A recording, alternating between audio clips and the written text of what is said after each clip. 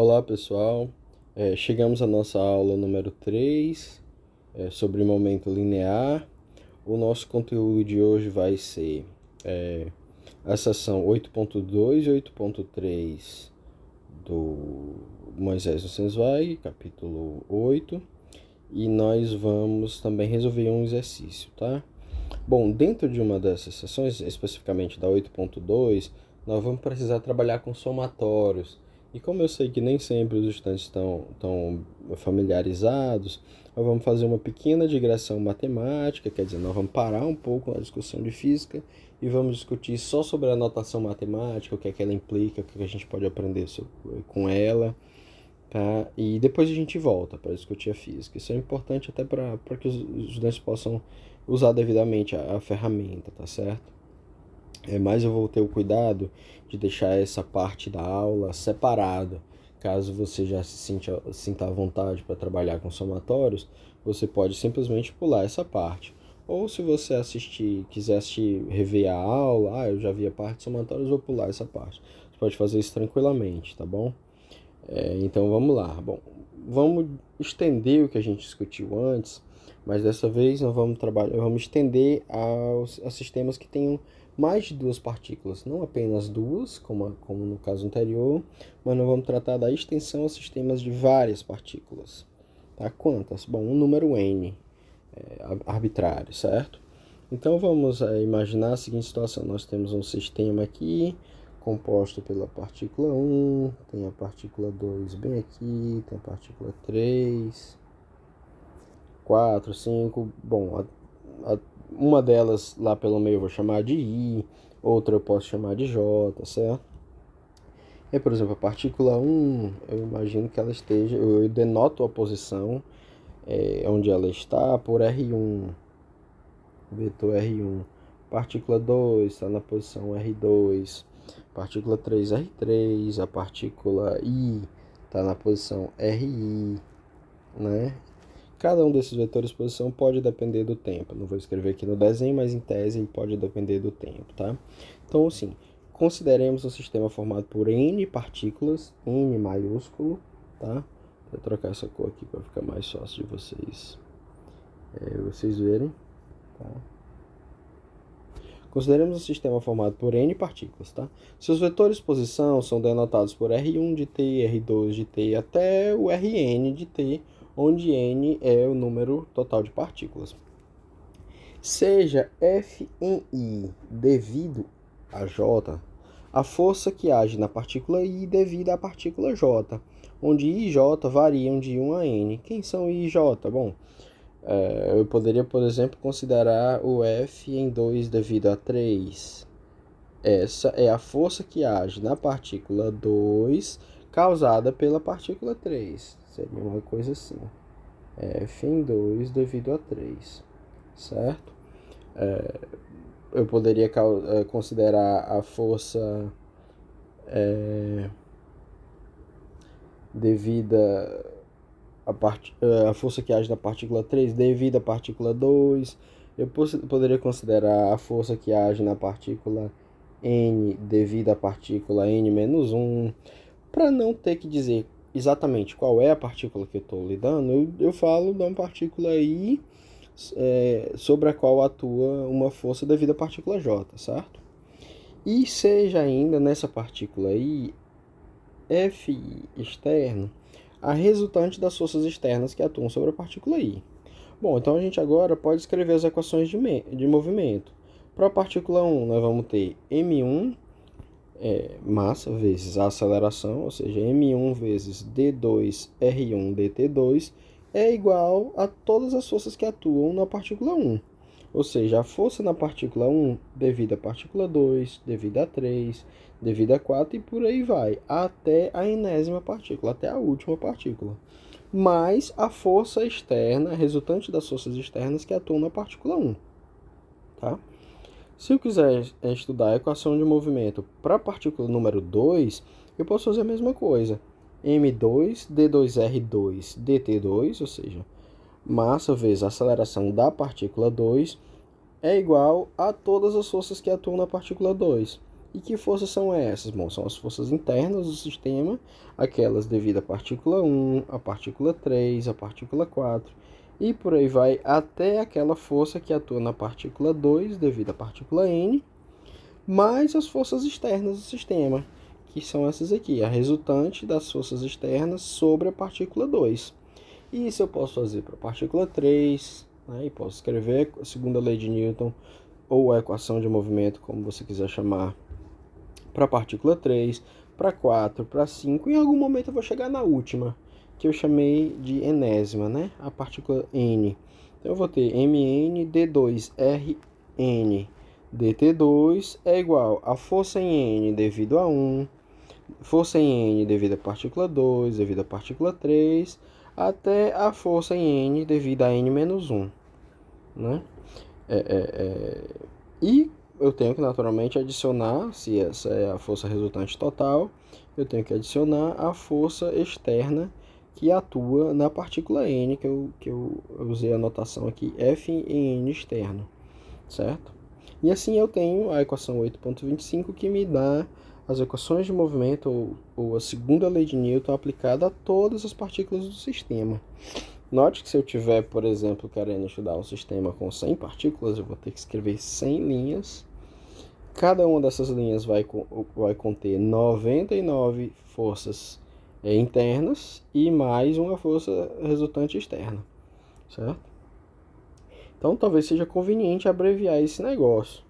Uma forma de fazer isso, eu posso simplesmente reescrever aqui, por exemplo, eu reescrevi a equação de movimento para a partícula 1, lado esquerdo, segunda lei de Newton, massa vezes aceleração, tá? E aqui a força resultante. Só que em vez de eu escrever a força em 1 devido a 2, a força em 1 devido a 3, a força em 1 devido a 4, eu simplesmente uso a notação de somatório. Eu estou somando a variável j, j começando em 2 e indo até n, certo? Então j começa em 2 e vai até n, eu estou somando a força em 1 devido a j. Então, quando j for 2, eu vou ter a força em 1 devido a 2, mais, que é esse cara aqui, mais. Quando j for 3, vai ser a força em 1 devido a 3. Quando j for 4, força em 1 devido a 4. E assim vai até a última partícula, certo? Então, eu comecei no 2 e fui até o n. Para a partícula 2, eu posso repetir, aqui o lado esquerdo vai ficar M2, D2R2, DT2, certo? E eu vou somar de J igual a 1 até J igual a N. Mas eu preciso ter um cuidado. Por quê? Porque a partícula 2, ela não sofre nenhuma força exercida por ela mesma. Então, quando eu estiver fazendo J variar, eu não posso aceitar que o J seja igual a 2. Então, o J começa em 1, né? Então, na partícula 2, eu tenho uma força devido a 1, eu tenho uma força devido a 3, eu tenho uma força devido a 4, mas eu não tenho força devido a 2. Por isso que eu faço a mesma notação, somatório de J igual a 1 até N, mas com mais uma condição, J diferente de 2. Né? E assim eu somo todas as forças internas e somo também depois, volto a acrescentar a força resultante, né? Que é a resultante das forças externas na partícula 2, assim como eu já tinha feito para a partícula 1, tá? E, bom, assim sucessivamente até eu chegar na última partícula, que é a enésima. Então, eu vou ter Mn D2Rn dt2 é igual a somatório em J igual a 1 até N menos 1 da força na partícula N devido à partícula J. Aí aqui eu posso colocar assim porque eu só preciso excluir o J igual a N. Como o meu somatório começa em 1 e vai até N menos 1, então eu não incluo o J igual a N e está tudo certo, né? Aí mais uma vez a resultante das forças externas. E assim eu pude abreviar um pouco, né? Quer dizer, se você olhar nas equações 8.25 do lado direito, eu tinha N menos 1 termos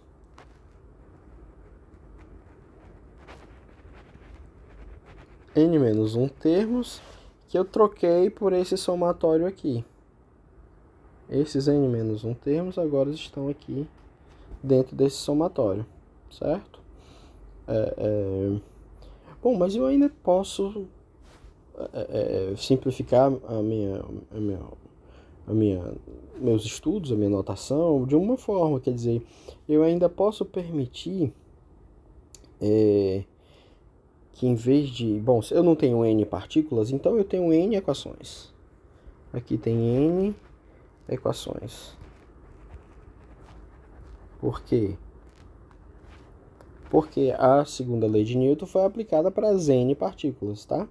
Então, se eu adotar o índice I e fizer o índice I variar de 1 até n, nós podemos escrever as equações 8.26 como sendo uma equação só. Tá aqui ela, ó. Então, o que é que eu tenho aqui? Eu tenho MI, D2RI, DT2 é igual ao somatório em J diferente de I, de F em I devido a J, mais a força externa na partícula I. Tá? Então, quer dizer, eu estou somando em quem? Eu estou somando em J, todos os J's diferentes de I. Perdão. Toda vez que o J for diferente de I, ele vale, por exemplo. Se eu fizer I igual a 1, eu vou ter essa primeira equação. M1, D2R1, DT2 é igual a somatório em J de F em 1 devido a J, né? E aí eu somo sobre todas as outras partículas. Então, esse somatório que está bem aqui, ele ocorre sobre todas as demais partículas, certo? E é necessário impor a restrição J diferente de I, porque uma partícula não pode interagir consigo mesma, ela não pode fazer uma força sobre ela mesma, tá? Bom, até agora a gente não fez nada. Rigorosamente falando, a gente não fez nada. A gente só pegou, né, desde o início, a gente só pegou e escreveu a segunda lei de Newton. Escrevemos a segunda lei de Newton na equação 8.25, depois reescrevemos a segunda lei de Newton na 8.26 para ficar um pouco mais simples, né, com menos termos, e depois reescrevemos a segunda lei de Newton na 8.27 para escrever tudo na forma de uma equação só, tá, com índices variáveis, né? Mas a gente não tirou nenhuma física daqui, a gente não aprendeu nada. Nós não deduzimos nenhum resultado, nós não introduzimos nenhum conceito, nós não fizemos nenhuma física ainda, tá? E nós vamos fazer essa física agora. Quando a gente somar, né, a gente tinha uma equação para o índice I, e esse I poderia ser 1, 2, 3, 4, né, qualquer valor até N. E se a gente agora somar os dois membros, se nós pegarmos essa equação aqui, e fizermos mais essa daqui, e depois mais essas que estão aqui, e depois mais essas que estão aqui. Se a gente fizer isso, o que é que acontece? Bom, vamos ver agora. Mas antes da gente efetuar essa soma e discutir o que acontece nessa soma aqui na equação 8.28, nós vamos discutir um pouco sobre somatórios ou somatórias, tá certo?